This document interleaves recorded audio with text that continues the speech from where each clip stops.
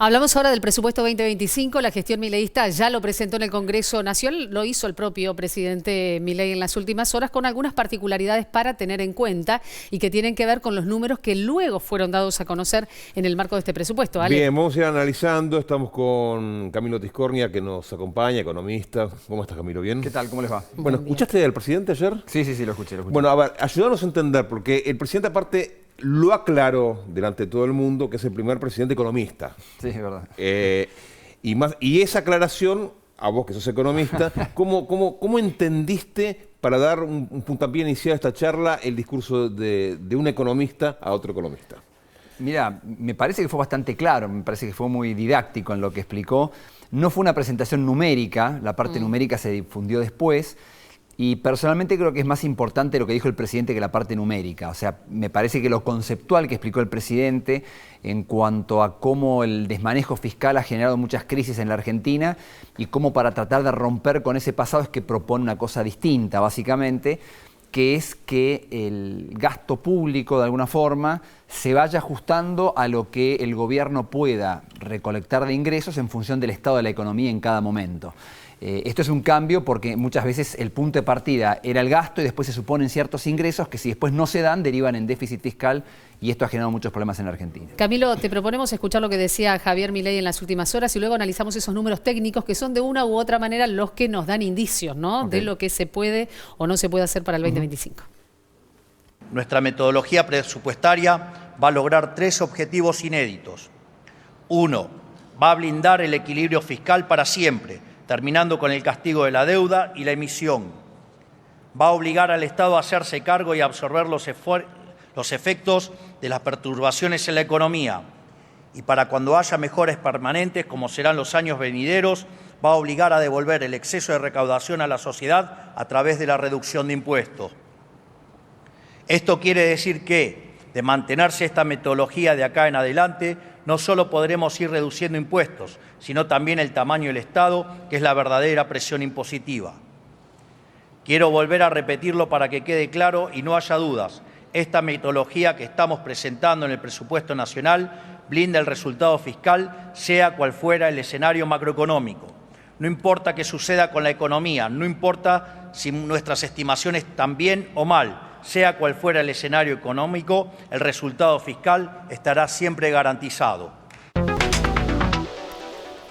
Y ahí estaba el presidente de la Nación dando un discurso de características económicas, pero también con un condimento político muy importante. Minutos después ingresaba el proyecto en sí con todos los números del presupuesto 2025, Camilo. Entre ellos incluye una inflación menor al 19%, un dólar para diciembre a 1.200 pesos. ¿Cómo observás? ¿Es una meta ambiciosa o posible? Yo creo que es una meta ambiciosa, pero que refleja que el gobierno lo que quiere es continuar con el esquema de política que viene manejando. Esa proyección de tipo de cambio, de alguna forma, supone que el gobierno puede seguir manejando el tipo de cambio que se viene moviendo al 2% mensual últimamente, que lo va a poder seguir manejando a este ritmo e incluso que lo puede llegar a bajar el año que viene, y coherente con eso cree que eso va a hacer bajar la inflación desde el 4% en el que estamos ahora al 1 y pico, que sería consistente con esa proyección. Ahora, el dólar a 1.207 pesos involucra de una u otra manera este fenómeno del crawling peg o esta devaluación mensual del 2%. Por lo tanto, se mantiene esa política económica más allá de los resultados. Exactamente. El gobierno evidentemente apuesta que va a poder seguir manejando eso y cree que de esa forma y con las otras cosas que está haciendo en materia de política económica, sobre todo monetaria y fiscal, que la inflación va a acomodarse a un ritmo más parecido a eso. Porque acá la clave es que hasta el momento el dólar se mueve al 2% y la inflación ha bajado al 4%. Es decir, esa brecha que hay todavía entre esos dos ritmos no puede sostenerse indefinidamente. Ahora, y el gobierno cree que lo va a poder hacer converger, digamos, a lo largo del próximo año. Eso no quita que se esté avanzando hacia una unificación cambiaria, ¿no? Que es parte de lo que está sobre... Claro, ahí no hubo ninguna aclaración acerca de si era una No, pero lo dijo Spert.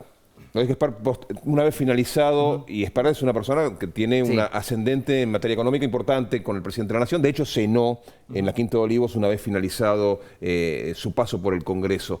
Y le decía a los periodistas, nos decía a los periodistas que estábamos ayer en el Congreso de la Nación, que se iba hacia una unificación cambiaria, que eso es lo que se buscaba también para este 2025. No hay duda de que quieren ir a la unificación cambiaria. ¿Y qué significa la unificación cambiaria? La unificación cambiaria, primero, para llegar a eso, habría que eliminar toda una serie de restricciones que hoy existen, que es lo que se conoce comúnmente como el cepo, llamémosle. Ajá. Esas restricciones son las que generan, como eso traba el funcionamiento del mercado de los dólares, genera que tengamos un dólar oficial por un lado y los paralelos por el otro, llamémosle el contado con liquidación, el blue. Entonces, para que esa brecha desaparezca, tienen que desaparecer esas restricciones. Eso sería la unificación cambiaria, que obviamente el gobierno sabemos que lo quiere hacer, lo que no hay certidumbre es cuándo lo haría. Ahora, Camilo, hubo un discurso básicamente político, porque sí habló de cepo, pero habló de un cepo al Estado y habló de una gran advertencia a los gobernadores. Le dijo que les tenían que ahorrar, tenían que ajustar en el orden de 60.000 millones de pesos. ¿Están dadas las condiciones para que las provincias, en muchas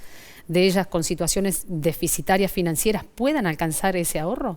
Sí, no todas tienen la misma situación y las provincias no están en una situación tan crítica como han estado en el pasado. Cuando uno ve los datos de finanzas públicas de los gobiernos, del gobierno nacional y las provincias, comparativamente el que está peor es el gobierno nacional, es donde más ajuste ha habido. Obviamente que en las provincias también va a tener que haber algún ajuste, y yo creo que el presidente lo que hablaba ayer era que lo que busca evitar, porque esto es un país federal, por supuesto el gobierno nacional no lo puede imponer, es que no ocurra que el ahorro que se haga a nivel nacional después termine en las provincias transformándose en aumento de impuestos. Entonces, evidentemente tiene que haber un movimiento sincronizado, porque yo creo que en los últimos 20 años ha aumentado mucho el tamaño del Estado. ¿Y cómo se blinda ese déficit fiscal o ese equilibrio fiscal? Porque la palabra blindaje en la Argentina no remite a una buena historia económica. Obviamente. Justamente el esquema es el que él plantea, que es el inverso al que se viene aplicando. Él lo que dice está explicado en los documentos que han presentado, es decir, lo siguiente.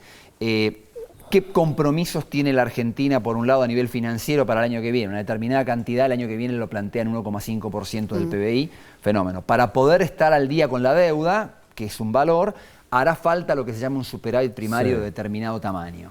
Ok, para lograr ese superávit primario, se cuenta con unos ingresos que van a depender del estado de la economía, que uno queda proyectar, el crecimiento, el tipo de cambio, la inflación, los precios de los commodities, lo que fuera. Okay. Eso va a permitir que con la política impositiva que hay hoy en día, el año que viene el gobierno disponga de tantos recursos. Pues bien, en función de esos recursos va a tener que ser el gasto público. Es decir, el presidente lo que está planteando es que el gasto se va a ajustar a los ingresos de modo tal de que nunca haya un déficit. Ese es el planteo. Camilo, el tema acá es políticamente cómo pasa esto por el Congreso. Esa es la clave de la Déjame que te regrese un segundo al tema del dólar. Sí. Estoy mirando en este momento, de manera oficial, se está vendiendo, por ejemplo, el dólar financiero, el MEP, que se hace el más popular en este momento, porque el otro es ilegal, el blue, a 1.206,76 y a 1.231,59. O sea, estamos muy cerca de esos 1.200 pesos que planifica para el mes. Había abierto o había cerrado el viernes a 1.265. Ahí hay una respuesta, ¿no? Hay una primera respuesta del mercado. Sí. Y después, este dólar parecido al que se estipula o se imagina para el mes de diciembre, es también un mensaje para el campo, porque el campo también estuvo esperando un mensaje o leer entre líneas qué presenta o qué va a mostrar en materia económica el gobierno para el 2025. Si bien no se habló de una mejora en el tema de las retenciones y demás, una unificación cambiaria es algo que también está esperando el campo. Sí, sin duda. Lo que pasa es que creo que tal vez a algunos esto les dé gusto a poco, ¿no? Porque no hay planteado un salto del tipo de cambio. En principio, no está claro, no va a haber un aumento de las retenciones, que esto es positivo, pero no hay planteado un salto del tipo de cambio. Justamente las proyecciones que están poniendo ahí son compatibles con que el gobierno puede ir controlando el tipo de cambio sin un salto. Yo igualmente creo que de todo lo que se presentó hasta el momento, personalmente creo que lo más importante es lo conceptual del presidente en cuanto al esquema que está planteando para que no haya déficit fiscal. Yo creo que esos números pueden sufrir modificaciones. De hecho, es el proyecto de presupuesto que el Ejecutivo manda y se va a discutir en el Congreso. Acá lo más importante, creo yo, es si existe apoyo político más bien amplio al concepto general de que no tiene que haber déficit fiscal en la Argentina. Ese es lo más importante es eso, porque el gran problema de la Argentina, la gran historia de la Argentina, es el desastre fiscal y la falta de compromiso. Entonces, si esto queda acotado a que es el presidente el que defiende esto, lamentablemente la evolución para la Argentina en algún momento no va a ser favorable. Acá lo que se trata de ver es si se logra convicción en más actores políticos de que esto es importante. ¿Y esa convicción se puede traducir en una especie de llamada a un organismo de crédito internacional como el Fondo Monetario? ¿El presidente le habló ayer del Fondo Monetario? Yo creo que el Fondo Monetario no es la solución es interna. Yo creo que acá el problema no es el Fondo Monetario. Acá lo que hay que convencer a los inversores, porque esto va más allá del Fondo Monetario. Acá hay muchos bonos que vencen el año que viene, y lo que se necesita es que los inversores renueven esos bonos. ¿Para que esos inversores? Y 15.000 millones de dólares de deuda, además. Sin ninguna duda. Pero para que los inversores crean y renuevan, hace falta un compromiso de la parte política, más allá del Fondo Monetario. Si se ve algún tipo de reactivación, también va a ayudar eso, Sin ninguna duda. Gracias, Camilo. No, por favor. Muchas gracias. En un ratito todos los detalles de lo que está pasando también en la Casa de Gobierno, con esta reunión a la que fue convocada la denominada Mesa Chica Parlamentaria, para, entre otras cosas, comenzar justamente a sumar adhesiones a los proyectos del Poder Ejecutivo Nacional.